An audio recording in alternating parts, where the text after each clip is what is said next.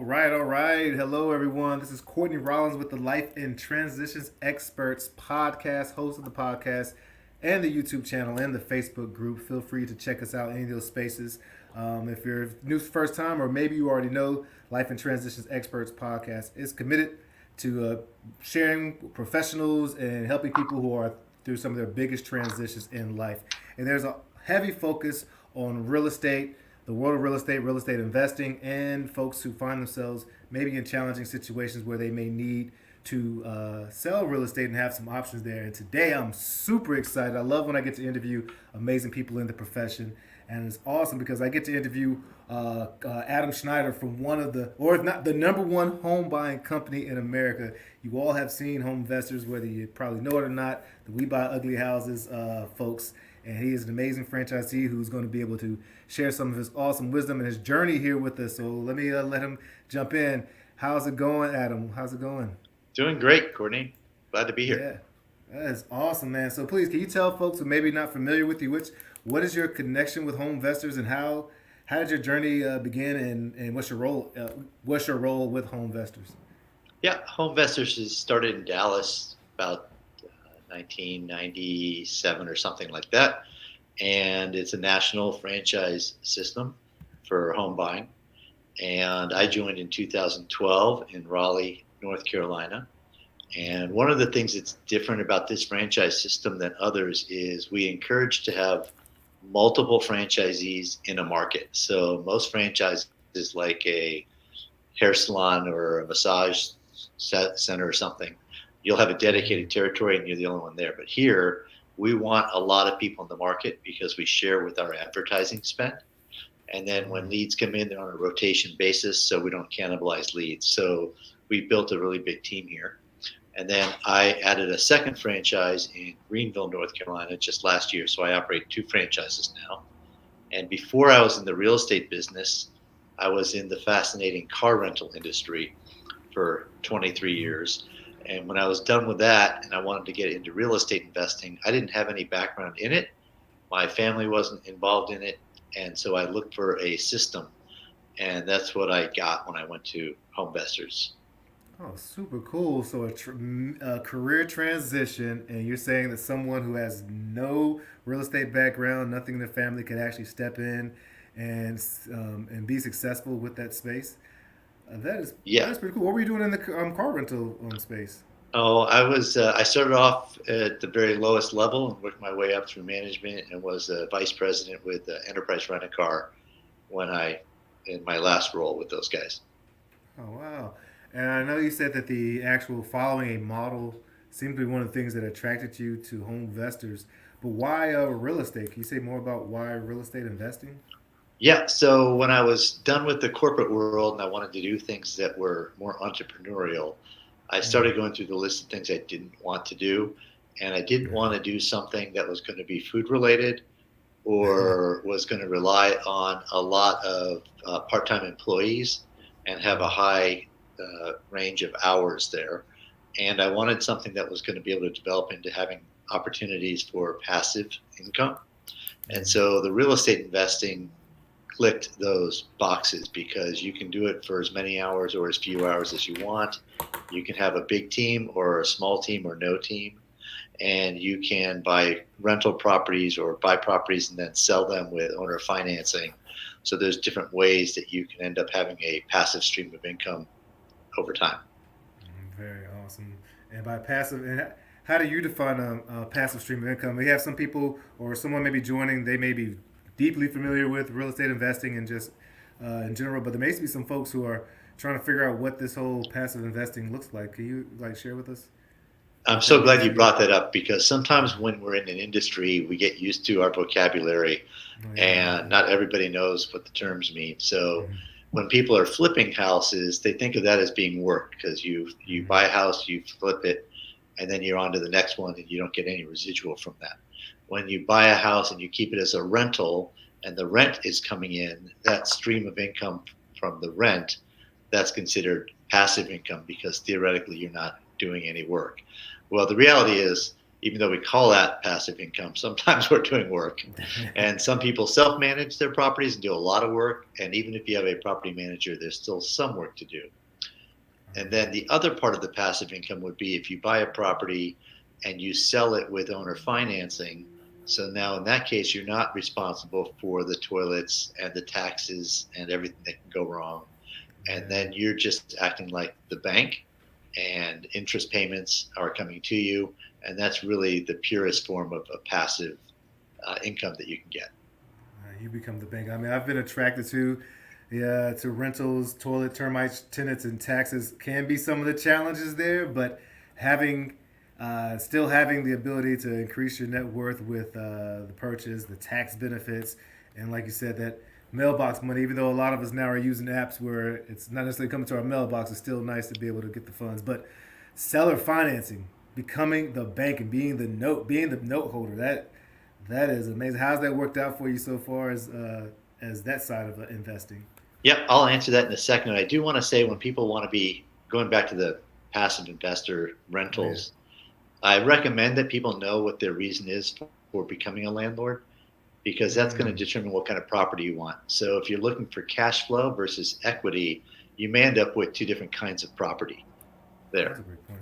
And so if you're looking for cash flow, you may end up going in a more rural area. And if you're looking for appreciation on it, you may be Hmm. willing to not enjoy cash flow, but you're hoping that that property will gain in value, and that might put you into the middle of the city. So that's Okay. important for your listeners, Courtney, who are just getting started and looking at what they want to do with investing. I'm glad you So said that, now, Adam. Yeah. Oh, I'm sorry. I'm just saying. I'm glad you said that because I know a lot of folks when we think of cash flow, that's the only thing folks are thinking about. But there may be times where, depending on where the property is located, as you're saying, that it may be to your best interest to take, to hedge your bets and take some losses because of the equity that is growing and your wealth that's growing. I appreciate you saying that. But yeah. yeah. And so then you had a question about the owner financing. Did you have a Right. Yeah. specific one? Oh yeah. Just how what does that look like for you? Like as far as your portfolio, and I mean, it's one of my favorite things to do. It seems like it's a win-win-win for almost every person involved. But I'd love to hear your Right. experience with it. Yeah. So I've got a half dozen properties, so I'm not Nice. a guru with it, but Right. generally the model has been that it's lower priced inventory, and it's usually been rural with some Oh wow. Okay. acreage. And I run these on 20-year notes or 30-year notes. Okay. And I look for the affordability for the buyer on it. And so I ask the buyers what they can afford monthly, and then I'll back into that with the numbers to figure out how long the loan would need to go so that it matches what they're able to budget for it.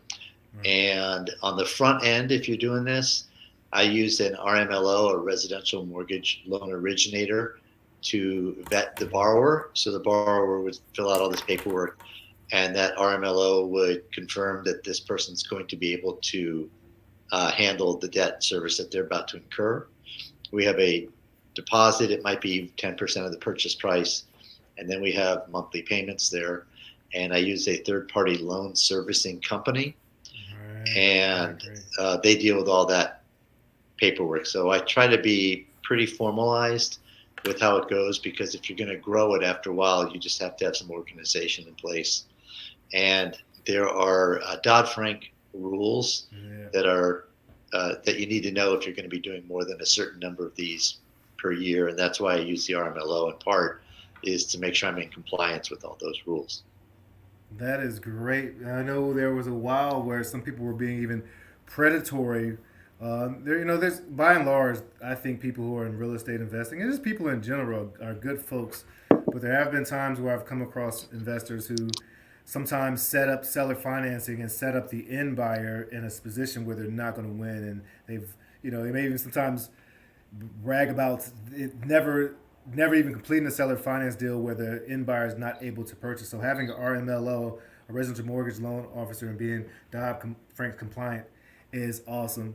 I mean, it doesn't mean that it's not great that your loan is supported by a hard asset. In case you do unfortunately have to take the back, but it's great that you're doing that. I also think it's awesome that you may have heard. I'm talking about a note servicing third party note servicing company. These folks You can put it right into the monthly payments as well. You can up to like 49, 30. I don't know how much your service charges in general, but for them to be able to service, do all the administration paperwork, I'm imagine is a great part of your team. That's not on your team, but is a part of your team. Yeah, that was a really important piece to do. They don't all have the same bedside manners, but they're efficient. And I want to say it's $30 or $35 a month, and that can Yeah. be a responsibility of the borrower. That is awesome. That is awesome. So, is HomeVestors the way you're finding some of these properties opportunities? I imagine. Right. So there's really sort of two camps of people, Courtney, who come to join HomeVestors. You either have people who were in the corporate world like I was, who want to get into real estate and have no knowledge and they want a system in place. And then the other group is people who are investors and they're just dissatisfied with the ability to acquire leads and acquire business. Mm. You can't just go through MLS. And so part of the secret sauce for HomeVestors is a really sophisticated advertising platform. There's a third-party advertising wing. So what happens is everybody who's a franchisee and an ad council, an advertising council, they'll all send their money to the home office, and then the advertising wing will give recommendations on how to spend the money. And then these leads go directly to sellers, and the sellers call us up, and then we go on appointments, and we go from there. So that's the reason a lot of people join, is that they want someone else to deal with the lead generation. That is awesome. Lead generation is in the space. Finding the deals. That's like the secret sauce of That is the anything, secret right? sauce.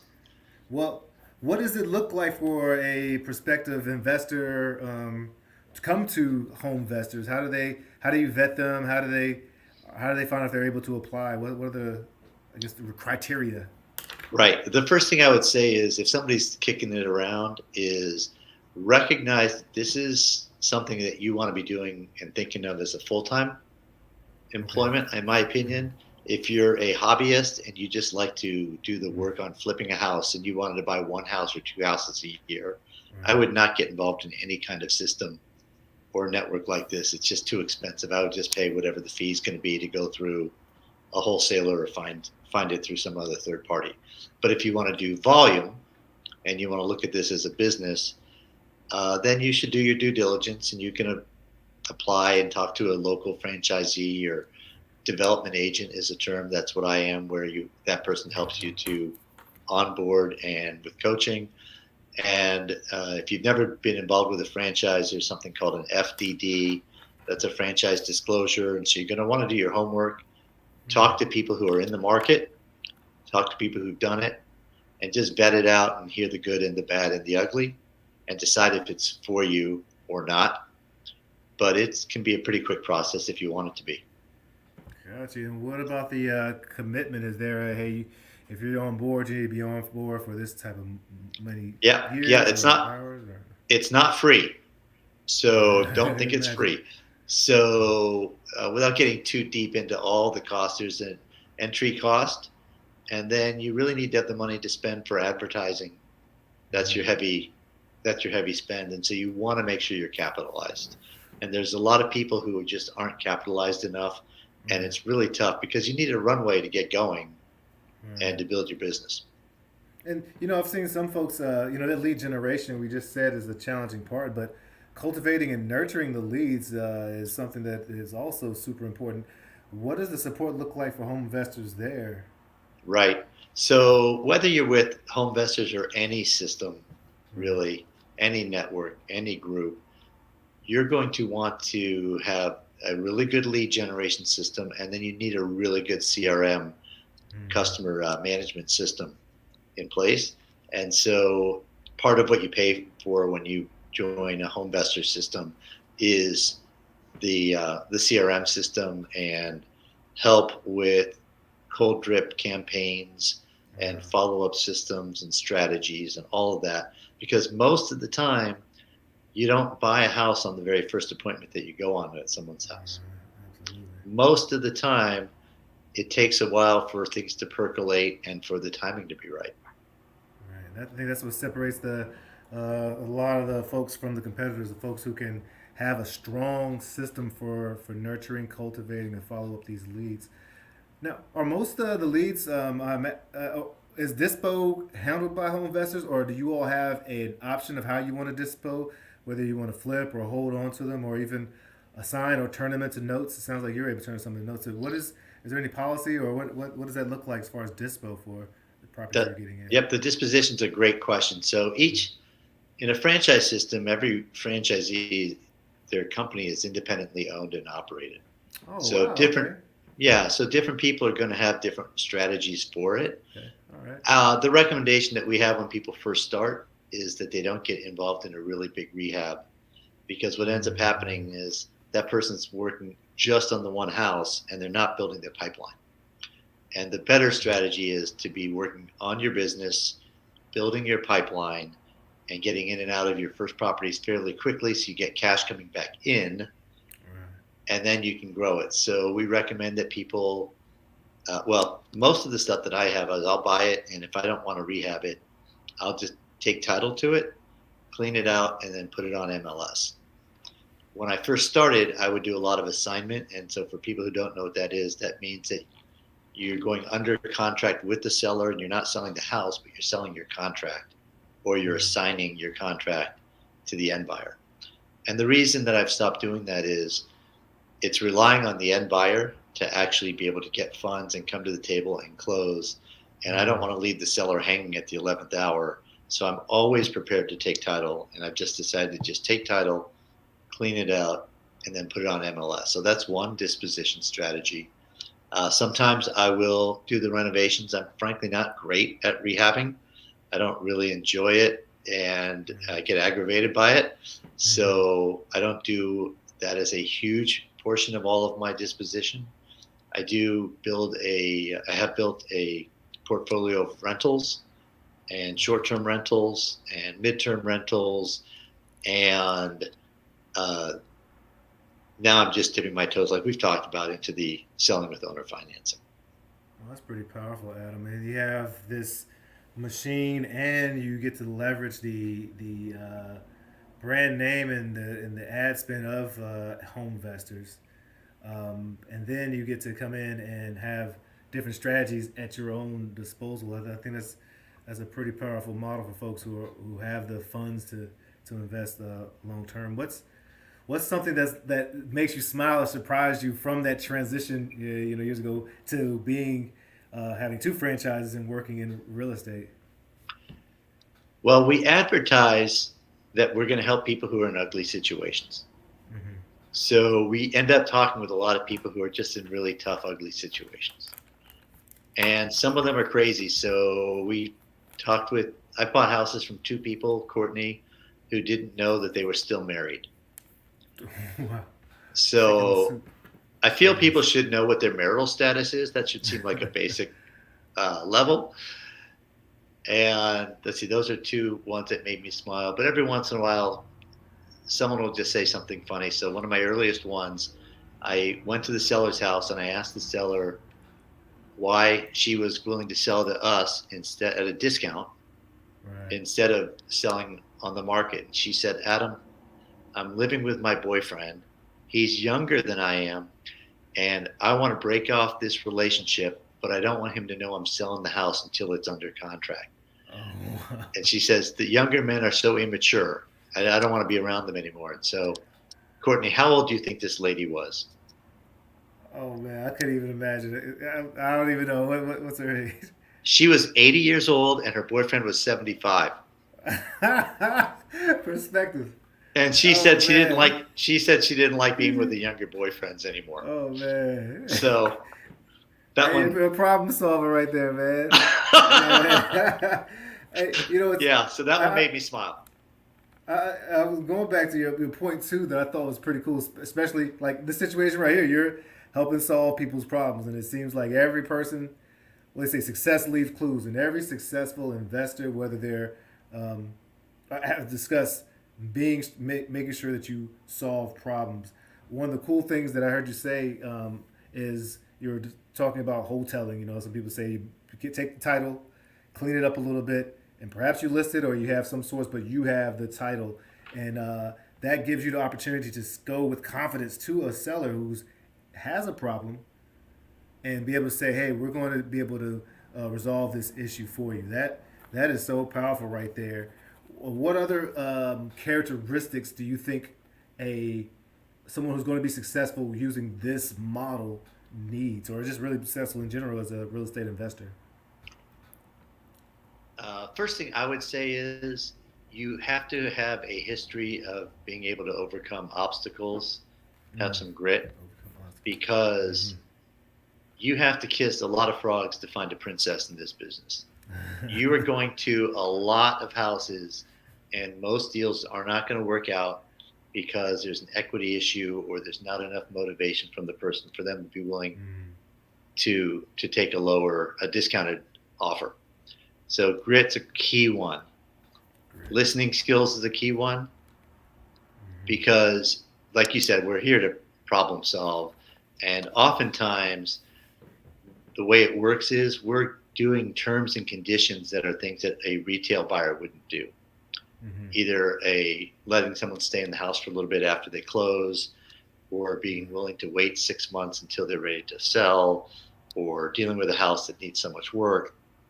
So you need to find out what the issue is so you can find out how to match up and provide an opportunity that's a good solution for everybody. Being able to live in the world of the prospective seller is so important, and that's what I hear you saying. And that word grit, some people being able to kiss a bunch of frogs. I hear a lot of people who want to get involved, and I am fortunate to talk to a lot of people who want to get involved in wholesaling or real estate investing. And I think some come with the expectation that they can just call the first person up, and when they find out that it's simple but it's hard work, I think they're turned away. And it's like finding gold. You have to dig through the dirt if you're going to find the gold, and you have to be willing to do that. So when you have that ability, sustaining power, then it comes back tenfold. I saw you had to give shout out to David Machine. I don't know if I'm saying his last name properly. Is that his name, David Machine? I pronounce it differently, but I'm not sold that I pronounce it the right way. So, but I know who you're talking about. Yeah, So I'm not gonna override you. I'm gonna just nod my head. We're gonna go with David. He's an awesome gentleman out in North Carolina who puts on Deal Exchange. Actually, has one set up for tomorrow. This is January 24th, but set up tomorrow, January 25th. Reach out to me, and I can connect you if you're listening and you want to join his meetup and networking events.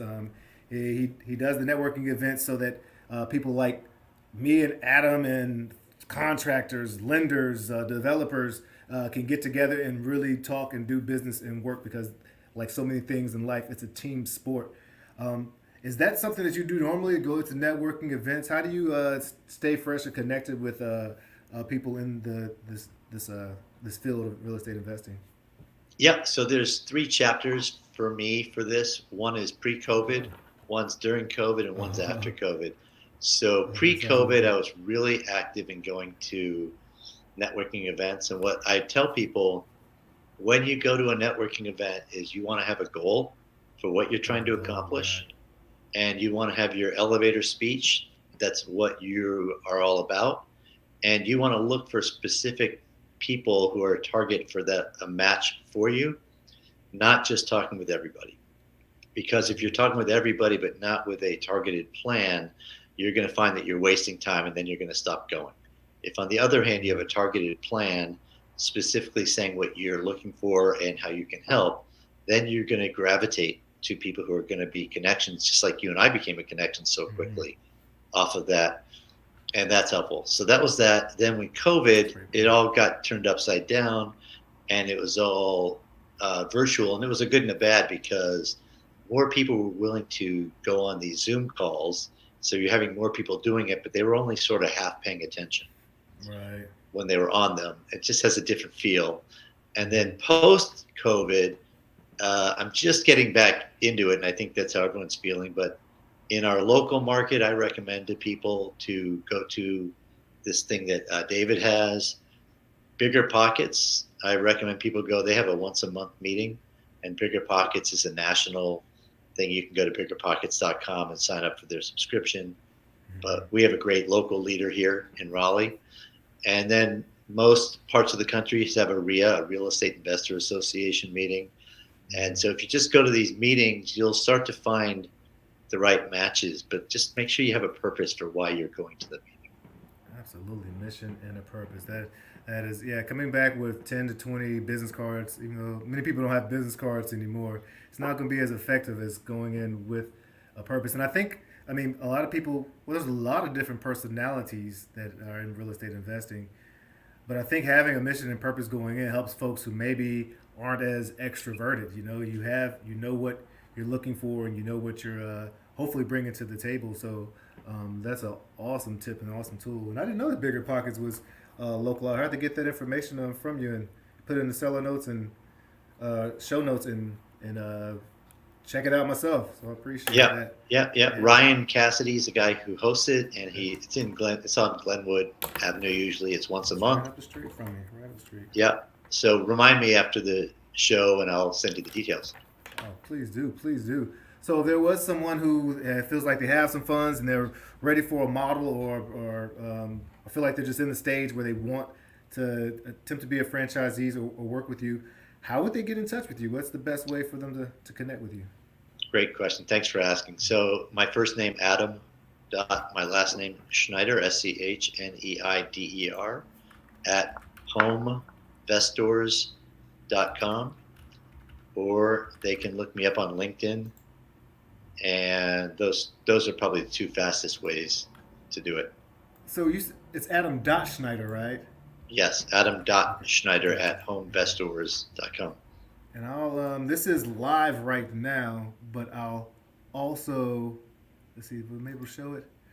I'll also put this in the show notes when it actually is published on YouTube and published in the different podcast formats. So definitely reach out to Adam if you have any questions at all. Do you guys offer any? I mean, I imagine there's you have, with folks having funds, there's a level of experience that, or at least savvy, that's needed. But as far as coaching and mentoring, I'm sure you don't just give them the reins and let them go. What does that look like ongoing? Yeah, that was an important part for me when I joined, is that I wanted something that had a system there. So the way it would work in this organization is there's a week of training at the home office. I'd equate that to like basic training in the military.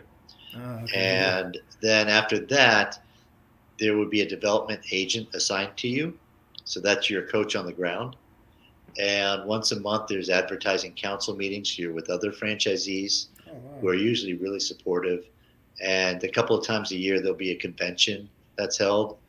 So there's constant ongoing training throughout. That is awesome. That is awesome. I love doing these interviews. I get to learn so much. I get to connect with awesome folks. And I've always seen that We Buy Ugly Houses. So you guys, they are everywhere. I mean, if you're listening to this podcast, you know, Big Brother, Google, and Yahoo's I'm sure it's gonna pop up now because it's just powerful. But that's great. You got to be loud, right? You know, every day you got to be loud and let people know. So I really appreciate it. Is there anything else you want to leave our audience with, life and transitions experts? I'm grateful, Courtney, that you do this for people. You give people an opportunity to hear how people in this field work, and it's just really appreciated. So thank you for doing this for everybody. Man, thank you for being so willing. You know, somebody from such a large program and organization, you are extremely accessible, Adam, and I think that probably is why you've had so much success being able to connect with folks, because people are set up, the systems there, and they're giving you the lead generation, but it's you and your team that has to follow through. So obviously you have awesome tools, man. I really appreciate that. Everyone, this is the Life and Transitions Expert Podcast. If you want to share your experience, whether you're new or whether you're seasoned like Adam, feel free to reach out to me. I would love any, the like, subscribe, any feedback you can provide is awesome. We love growing. We love getting feedback. And I'll sign off, as I always do, Life and Transitions Experts, LITE. Let your light shine. Cheers.